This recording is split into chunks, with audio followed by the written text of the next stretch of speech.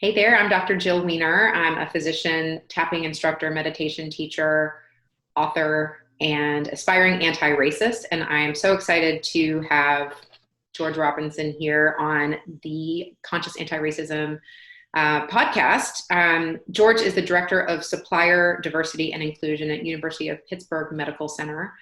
And we have connected through some stuff that we'll get into later, an organization that he has created with some of his colleagues. It's really incredible. And George, welcome to the show. Thanks for being here. Thank you for having me, doctor. Oh gosh, that's so formal. Please call me Jill. Thanks, Jill. So I want to start by asking you, what does anti-racism mean to you? So anti-racism means to me a higher level of appreciation of all races, not necessarily just a primary focus on one race or another race, but an elevated understanding of all races and a better appreciation of the value that each community can bring across the various races that we have. You know, far too often when we think about anti-racism, it's a primary focus on, say, the African-American community or Hispanic community. And I think from the onset, the primary focus was to enhance an individual's appreciation for all races and enhance the value of what each individual can bring to a conversation or to an issue, and not just allow one race to per se dominate a particular operation or conversation, but to be able to bring value and inclusion of different opinions and different perspectives based upon an individual's race. Okay. I like that. Now I'm wondering that, and this is, I don't want people to misunderstand that as you saying all lives matter versus Black Lives Matter. So can you talk a little bit about that? Correct. And the issue that I would say, or the comment that I would make, is especially surrounding the centuries of treatment of African Americans, not only within this country, but individuals of darker skin tone globally, with respect to education, housing, access to finance, access to just communal advancement. Right now, the primary focus and discussion within this country surrounds African Americans and their existence within our country, within our communities, within our schools, and within our corporations. And so right now, I would definitely say, so no, considering the focus on the conversation around Black Lives Matter right now, what that is a culmination of, at least from my interpretation and digestion, is just a simple fact that for the centuries that Africans have been on this soil, disconnected from their country, their culture, their religion, their language, and now having adopted the American on the tail end of African, the community of conversation is focusing on the disparate treatment and environment that African Americans have been placed on, and that community's response to several incidences that, if not for technology and if not for communal conversations, this country wouldn't even be discussing right now.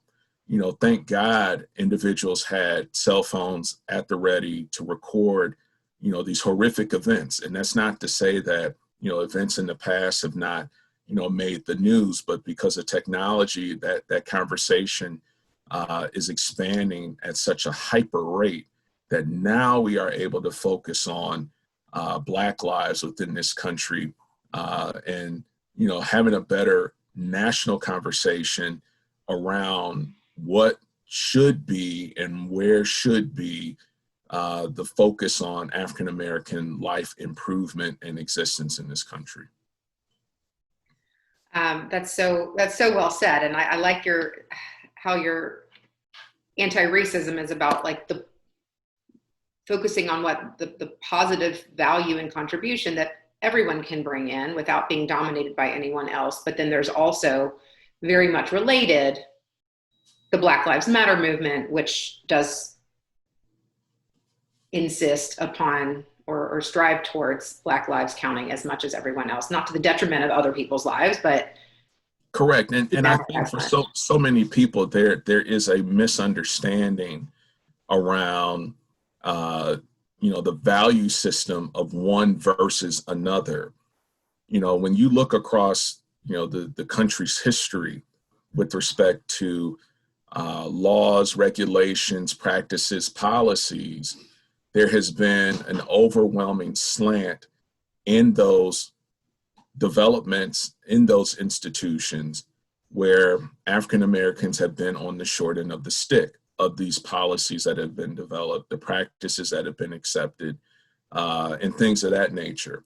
And so now this conversation, even though there's other communities that have come into this country and have navigated those policies to their advantage and to some their disadvantage, we still remain under that level of focus and commitment based upon those policies development.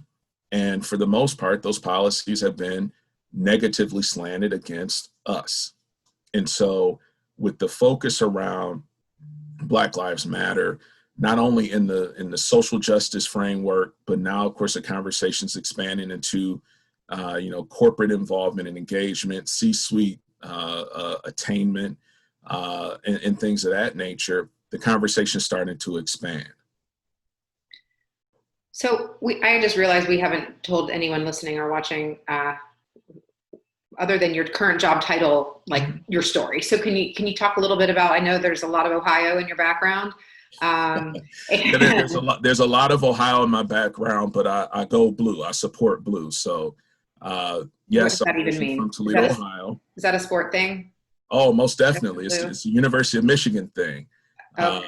And so for your listeners that understand the border battle between the University of Michigan and that school down south, they'll know what I'm talking about. But yes, originally from Toledo, Ohio.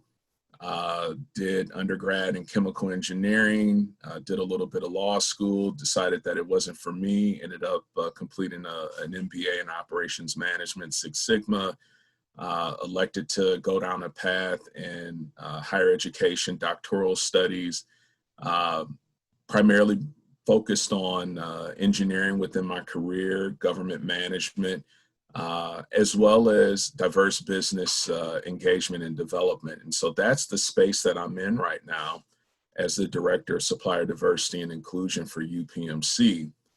My primary objectives are to enhance the opportunity and conversation around diverse business utilization with one of the country's largest integrated delivery and finance systems, UPMC, and UPMC Health Plan. Our organization has over 40 hospitals, 700 senior living centers, as well as specified healthcare delivery operations. We have facilities in 3 states and in 4 countries globally. So my primary focus is to help provide the best opportunity of connection between UPMC's sourcing needs, as well as our diverse business community's ability to service those needs. And because my brain understands medicine and my brain understands meditation-y type stuff, but my brain didn't understand all what you're saying. So like suppliers, is that going to be like oxygen tanks, or is that also going to be like silverware for the cafeteria and correct. Right. So suppliers in that space include anything that we buy. Okay. Everything from marketing materials to construction goods and services to therapeutics to, everything that our institution purchases. Okay. UPMC currently exceeds the $3 billion mark in procurements. And our diverse business community helps support that almost near the 10% mark. And so, it's my objective to increase the volume of diverse businesses that we're buying goods and services from, both from a hospital system as well as an insurance company. Our health plan organization is strategically engaged in billions of dollars of government contracts where there is a diverse business requirement to help support us in delivering those particular contracts. And so I work alongside teams to partner our diverse business community with those procurement opportunities that we have at the government level. And so, yes, we buy some of everything. Okay. Across, again, construction, IT, counseling, you name it, we're buying some of everything to help support our mission of life-changing medicine. Okay. So you've had some experience, lots of experience in academia. You've had experience on the corporate level. I also know that it looks like you've had some experience on the city municipal government level. Correct. So what do you say to people, white people who push back and say you're discriminating against me? What's your answer there? Because I mean, and you can, pretend as if I am that person if you'd like to, but. So, I mean, the answer always revolves around statistics and data and numbers. When you look across, even just at the academic level, the statistics, reflecting positive outcomes out of urban communities or communities that have high populations of disparate members. So minorities, things, categories along that space. The statistics are always showing that based upon financial focus in, say, suburban communities, their schools are typically better. Their education providers, meaning their teachers and their administrators, are often better. And so when I look at, education attainment and things of that nature, yes, our urban school systems have issues that they are attempting to provide solutions to, but the fact of the matter remains, a lot of our communities across our country are struggling to better educate African American, Latino, Asian students just because of the finance game.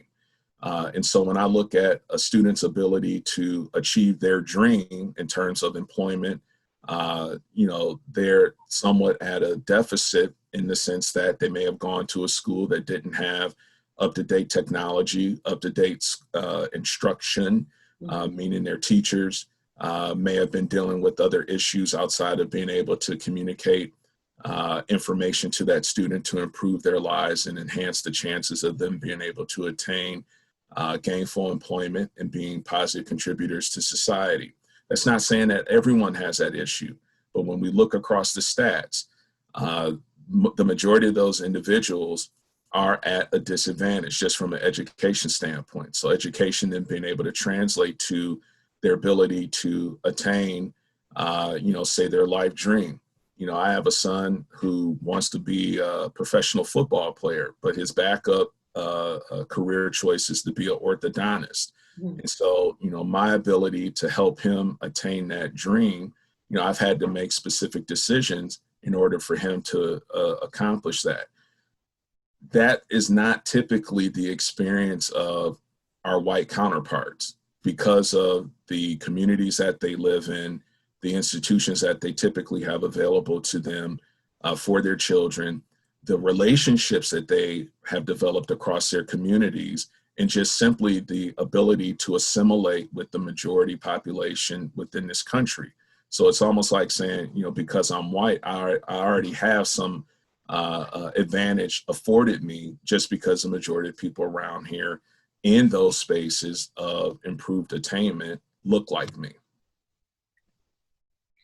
So then people push back and say, but my life hasn't been easy. I'm not privileged. What do you say to that?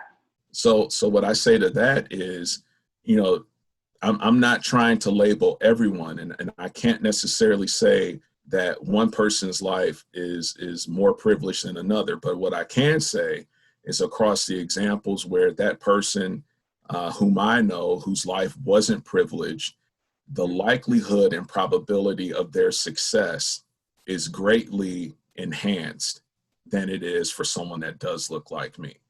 And I would say that the decisions that certain individuals have made, the choices that they've made, tend to weigh less on their ability to attain some level of accomplishment than, say, for me. So I have to make certain decisions. I have to develop certain relationships either early on. Within that relationship, there's typically a give and take where I have to, give that individual more often than not some level of accomplishment that they can then say, all right, so that then earns you, this level of access. Wherein, typically for white individuals that I'm aware of, they didn't even have to do that. It was just, oh, okay, I know him, they know me, we're good to go. There wasn't this sort of barter that had to take place or qualification that had to, be accomplished in order for that individual to, attain the rights and privileges that that other individual could afford them. Yeah. And so across that communal conversation, a lot of people talk about, well, why isn't your community more solid where you could, afford that to yourselves? Well, when you have systems that have been in place, i.e. slavery, that were specifically designed to reduce communication, reduce, and eliminate literacy, the ability to speak and communicate well, the ability to plan, the ability to forecast, things of that nature. And when you've just been relegated to be a tool for an individual, how do you think that community, even, upon emancipation, upon integration within schools, upon voting rights and other civil rights being afforded to them, we're only talking about 120 years ago, 130 years ago. How do you expect that community to make those levels of advancement when for, centuries here in this country, you've always been in that dominating role? So we're still in that evolutionary space right now where we're catching up. And, it's almost like the drawing that's, shown on Facebook and other social media. There's this race between, an African American and a Caucasian American. And the Caucasian American doesn't have those hurdles, doesn't have the snares, the trips, the all of the things that would impede you from being able to run a race fairly. And so, we're still trying to run that race. And I think that, could lead us into the conversation around earn and the development of that particular organization, of which I'm a co-founder. My other two co-founders include Martin Shepard and Jessica Woods Brooks, in looking at the community here in Pittsburgh and recognizing that Pittsburgh has recently made national news and attention surrounding our gender equity study that was released almost 2 years ago, where that study basically inferred and provided statistics to support the fact that African Americans and their livability and their existence here in Pittsburgh is actually retarded. And that, African Americans, specifically African American women, improve their livability, their existence, their health outcomes if they just move somewhere outside of Pittsburgh. When we looked at COVID-19 and its, just deep impacts across the African American community in terms of health access, in terms of information exchange versus other communities. And then when we also looked at the unfortunate demise of George Floyd and countless other individuals, the three of us elected to get together and raise the alarm across our corporate community here in Southwestern Pennsylvania, because we just really did not see any sort of affirmative response across those three areas, COVID-19, George Floyd death, in our Pittsburgh gender equity study. And we said, look, if anyone should say something, it should be us. The three of us are mid-level and senior level executives within our own right, but we just were not seeing this communal conversation at our corporate level to say, this is what we can do to help your community, the least of these, the community that's being impacted the most, the community that has been, crying out for access and has for years demonstrated its ability to be just as good, if not better, than so many other people that have been able to take advantage and enjoy the fruits of corporate employment.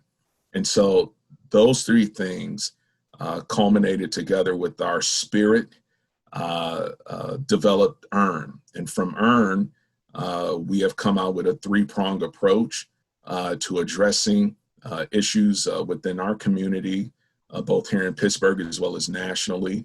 Unfortunately, that's where our relationship came in with you, Jill, in terms of, anti-racism and anti-bias training.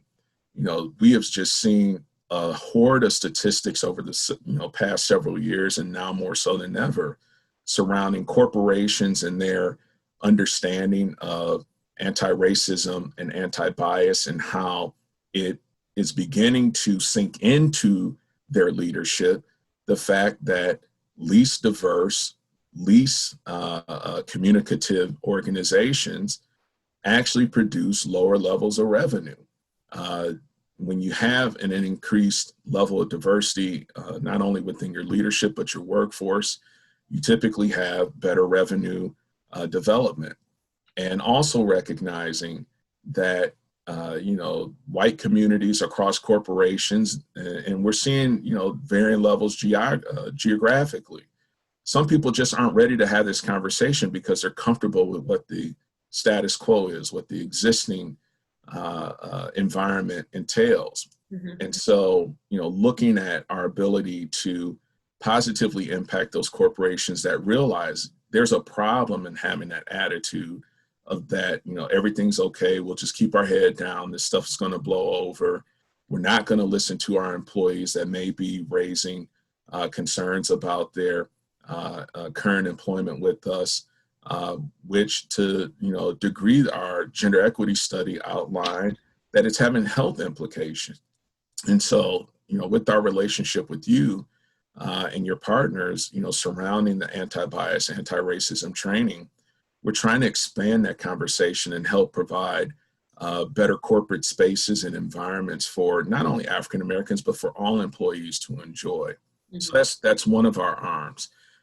The second arm includes recognition of executive staffing and just the huge separation between the superfluous information that's provided to a candidate on an opportunity at the executive level and within the C-suite of corporations, and really the ground level conversation that's being had behind the scenes on how do we select individuals for C-suite participation. And so we have a connection with an executive staffing firm that we're in the process of developing trainings for African American and other minorities to better understand the level of conversation that's being had when a staffing opportunity comes up, and then also enabling our membership to become participants within that staffing opportunity. And as alignments come across our staffing agency, where we see African Americans providing connection across that hiring alignment, we can then push them into the conversation. So that's our second arm. And then our third arm, we are pleased to announce the development of a health awareness app, Our Balance, wherein the app provides real-time data collection on the app users' experience across work, across their social aspects, across sleep, and across their physical activity. The main reason behind the development of the app was to be able to adequately evaluate an African American's experience within a corporation, looking at how corporations have recently responded, whether it was to change their logo one day to a black and white logo mirroring the Black Lives Matter color scheme, or across various statements that have been made with corporations saying, that they are attentive to Black lives, as well as some of them have mentioned all lives within their organizations. And so, what we wanted to be able to do was to provide some level set where we could validate what a corporation is saying against what their African Americans and other app users' true experience is. And so that app provides aggregated scoring, again, across those 4 areas: social activity, work, sleep, and physical activity. And then based upon that scoring, there's a score range between 0 and 10. 10 to 7, meaning that your life is in balance, meaning that, work isn't impeding on your social life, isn't impeding upon your sleep, isn't impeding upon your physical activity. But then scores below 7 begin to highlight issues and concerns that the user can see themselves. And then based upon a corporation's adoption of that app, the corporation then can see, okay, based upon the environment that we're presenting to our employees, the app is now showing us that we may need to make certain modifications, or that we need to continue on the specific path of change that we've made to help that employee's life. And so that's, it in a nutshell with respect to Earn, and some of the tools that we are deploying across our user space to help improve the lives of African Americans, not only in Southwestern Pennsylvania, but nationally. It's so amazing, and I'm so grateful that that I've been able to be involved with you all. Can you say what EARN stands for people listening who may not? Sure. So EARN is the Executive Action and Response Network. I apologize for not bringing that up first, sort of like the whole acronym soup. It's always good to start with the explanation. Yeah. I love it because I think so many businesses that specifically I know of that have been committing aggressions or microaggressions. Now, poof, all of a sudden they're anti-racist and they're putting out these statements on their websites and these statements that they are concerned about Black lives. And now you are saying with your incredible colleagues, show us, Right. Step up, do the work, and not just the easy thing of saying we care and we want to be better, but actually be better and actually take these validated steps to do that and see how your employees feel about it. It's so incredible. And I think so needed. Good. Thank you. And thank you for being on the journey with us. It's an honor. Yeah, absolutely. It's actually a dream to be doing this kind of work. Mm-hmm. What kind of pushback have you gotten? I know you've mentioned there's been some pushback in the Black community. Do you want to talk a little bit about that with the Yeah. So, oddly enough, when we developed EARN and we put together a call to action and 7-step agenda item to our corporate community here in Pittsburgh, which includes several Fortune 1000 companies, several very large nonprofits, organizations, educational institutions, and the like. We wanted to communicate to that leadership that there is a group of individuals who were paying attention to things, and that, we weren't just going to, sit by and, watch the flowers grow when we're seeing our community, specifically African-American community, just pummeled across, these 3 foci areas. When, nationally, we hear on syndicated radio, people talking about, what's the worst place for Black people to live. And, people guess, these major metros, murder capital of the United States. And they say, no, it's Pittsburgh. We realize that there's a problem, because we also recognize that there are, several benefits that, so many of our community members are able to enjoy in Pittsburgh that we just aren't. And so, we put the letter together, we sent it out. We had several private conversations with corporate leadership. We vetted it across several individuals that have been in the Pittsburgh community for years. But another thing that we did is we also distributed across a select private network of African American professionals here in Pittsburgh, just to get their initial sense before we sent the letter out to the corporate community.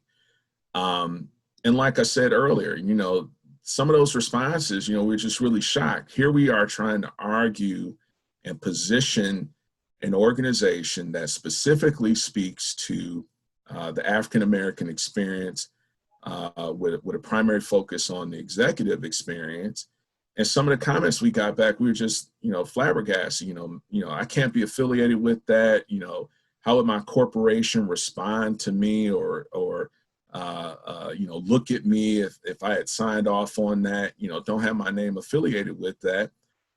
We were just really set back by that. Oddly enough, a lot of the positive comments that we received actually came from white executives that said, man, thank you for raising this standard, bringing this issue to the forefront. We don't know what we don't know. And to be honest with you, so many of our Black colleagues that, we put on our secret table, the Black phone, where we would call them to ask them, what's the Black agenda or what's the Black opinion about this, have just been pacifying us. They never really came honestly, truthfully, with their concerns, with some positive steps, and with the program in place that's going to allow that benefit to trickle down past their, secret roundtable of Black individuals that they connected with and counseled with. And so it wasn't, again, we were surprised by, the level of positive response that we did receive, but we were also surprised by some of the negative feedback, even within our own community. Sort of like, seeing where, the adage comparing the house slave versus the field slave, and, hey, don't raise up against, a master or that institution because he's been treating us well. They just didn't realize, or they had this opinion or impression that, by being silent, remaining passive, with the subject matter, that they individually will miss the scathing. One of the things that we looked at, the three of us, we each have families, is, what is the world we intend to leave for our children going to look like? Yeah. Recognizing, we have 3 and 4 generations of African American existence, present existence in this country. Great grandparents that lived through, Voting Rights Act, World War II. We have parents that have lived through the Civil Rights Act, affirmative action. We ourselves are, in a generation of, some level of benefit from that. And then our children that are more so in this technology age, where, for the most part, many of their classmates have not lived through the conversations that we have, where race was such a primary focus. I look at, my son, who has, friends across all shades. And, if I have a conversation with him regarding, race and priority, he would tell me, my white friend treats me equally. And, I just think, yeah, right now he may, but, give it 10 years and you get into, the systems that are in place around employment, around finance, around health, around, all of these, legs of existence that we have in this country, and the story may change. The story may stay the same. And so, when we look at, why we created EARN, it was primarily to help develop a new community and a new conversation and a new priority around the African American professional existence within Pittsburgh, and wherever EARN was able to stretch nationally, not only for our benefit as individuals, but looking at a communal benefit for what the next generation was going to face. Yeah.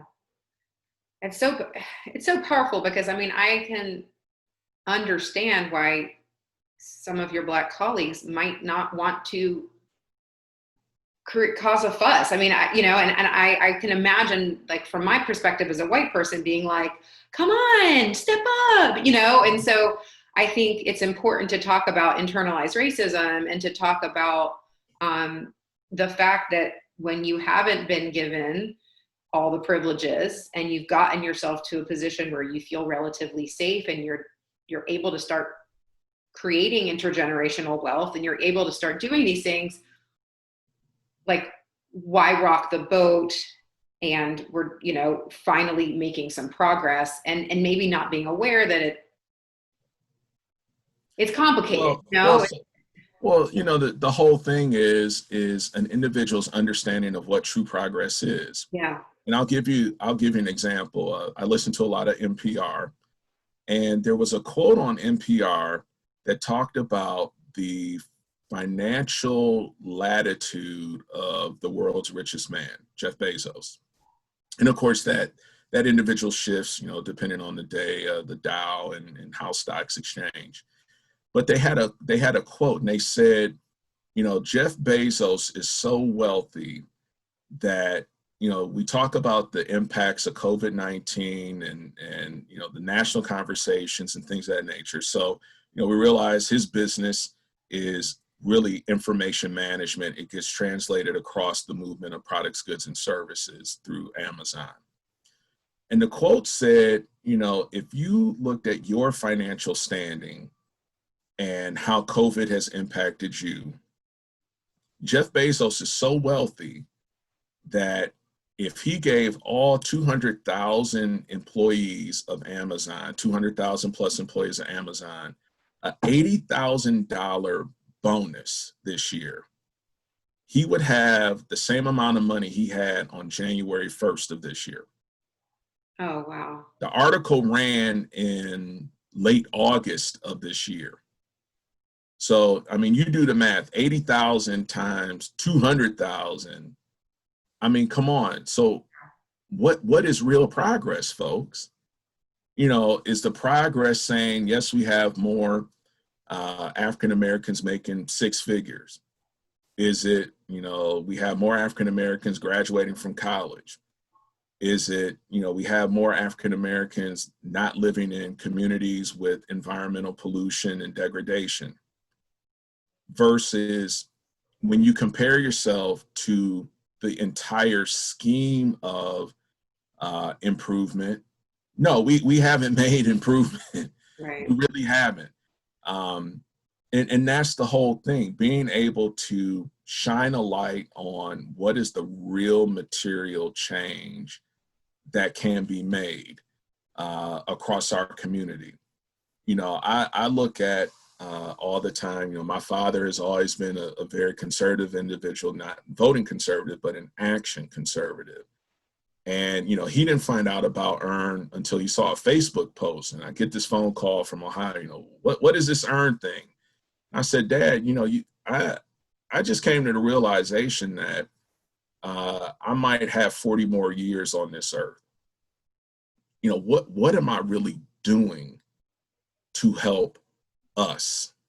And not just us in this house where I'm living, the state, but us as an institution. What am I really doing to help us?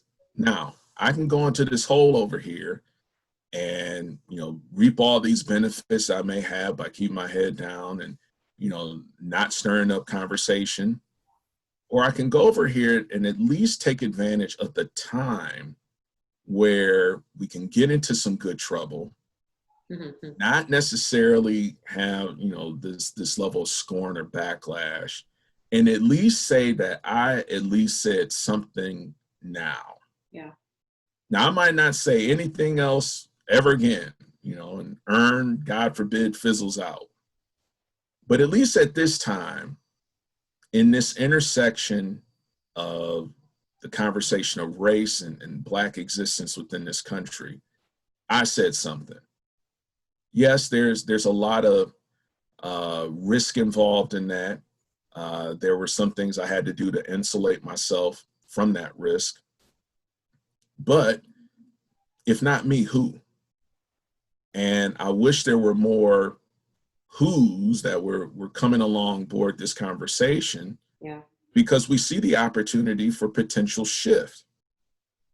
If we all could just get on the same sheet music, if we could all create more communal conversation, unified conversation, yeah, maybe we could do something. When we look across the various races and dialects here in the United States, you see a much tighter communal conversation first around what is this community going to do with respect to its existence, whether it's financial, health, spirituality, etc. Then you do the African American community. And again, it's by design. When we look at, just the challenges of post-slavery, yeah, there are many different systems that we are still dealing with that impede us from having a unified conversation, even with the advancements of technology and the like. And so, with those varying opinions, it's going to take some time. But at least at this time, the three of us, Jessica, Martin, myself, and the growing numbers of others that are coming along the ride with EARN and supporting our organization, are saying, at least for Southwestern Pennsylvania, Pittsburgh specific, yeah, we want to get behind this, because we realize that if we do say something and something positively happens as a result of our voice, maybe we can start to see that communal, economic, social, and health change within our communities. Yeah. It's so inspiring. I'm like just getting a little emotional hearing you talk. It's so great. It's so, and